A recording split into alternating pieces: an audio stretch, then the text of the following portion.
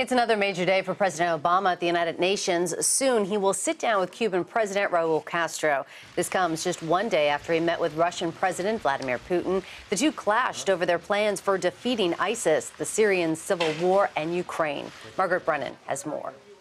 A stiff handshake kicked off their first meeting in more than 2 years, after both Presidents Obama and Putin publicly blamed the other for the brutal war in Syria and outlined two different plans to stop it. Putin said it would be an enormous mistake not to join forces with the Syrian regime led by Bashar al-Assad, while President Obama blamed Assad's own brutality for feeding the rise of extremists like ISIS. Tyrants like Bashar al-Assad, who drops barrel bombs to massacre innocent children, because the alternative is surely worse. Mr. Obama told leaders at the UN he is willing to work with Russia and Iran. But making that happen seems next to impossible, since Tehran and Moscow support Bashar al-Assad, who the U.S. blames for the rise of ISIS and a war that killed more than 250,000 people. U.S. officials said Monday's meeting tested how far Putin will go to protect Assad. In an interview with Charlie Rose on 60 Minutes, Putin gave an elusive answer. Are you prepared to put Russian combat troops on the ground in Syria if it's necessary to defeat ISIS? Россия не будет участвовать ни в каких. Russia will not participate in any troop operations in the territory of Syria or in any other states. Well, at least we don't plan on it right now. Both Presidents Putin and Obama share a common fear. Neither want ISIS to seize control of Syria. That led to a shift in U.S. policy, saying Assad can stay in power short term, but ultimately must exit to end the conflict. We must recognize that there cannot be, after so much bloodshed, so much carnage, a return to the pre-war status quo. And Margaret Brennan is here with us now. Great to see you. Good to be here. So what have you learned about the meeting and how it went between President Obama and President Putin? Well, look, there has been this realization at the White House that the Syria policy, to the degree there was one, just wasn't affecting the kind of change they want. And a lot of things were put on hold until this meeting with Vladimir Putin to sort of test what it is exactly that Russia is trying to do. Are they just trying to build up their ally Bashar al-Assad, the president of Syria, who, remember, this is what this conflict was all about, overthrowing him?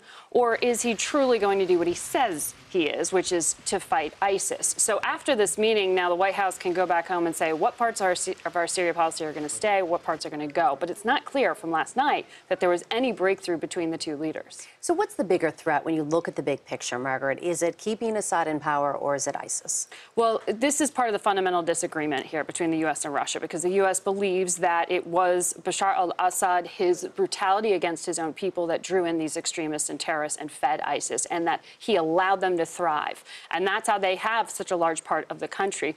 Assad only has control of about 20% of the country, which is why this Russian proposal to say, hey, let's keep him in power and build up an alliance around him doesn't play out in the view of many of the allies. So this threat is really of the war continuing to spread. I mean, now you see it going into Europe with these flood of refugees. This is not a crisis that's contained. Did they talk about that, about the refugees? What is Putin's take on that? Well, Putin, he said it publicly and he said it privately, this is your fault. This is your fault because look what happens when you support this uprising. You said this was about supporting democracy and the protests in the street back in 2011 against Assad. But look at what happened. You allowed ISIS to thrive. And he actually went back to the Bush years and said if you hadn't invaded Iraq in the first place, ISIS wouldn't exist. So there's a massive blame game. From the U.S. perspective, they're pointing the finger right back, saying, look, if you didn't back up this dictator and keep this brutality going, you wouldn't have civilians fleeing for their lives, not just from ISIS, but from the leader of Syria himself. Looking ahead to today, another big meeting for President Obama with Cuban's leader Raul Castro. What are you expecting to come out of that? So this was the meeting that President Obama actually wanted. He didn't actually really want to have this conversation dominated by Syria and this sit down with Putin, which was his first in 2 years. Today, this meeting with Castro is about backing up the message that President Obama really laid out from the world stage, which is, I fundamentally believe in diplomacy. If we work together, look at the kind of breakthroughs that are possible.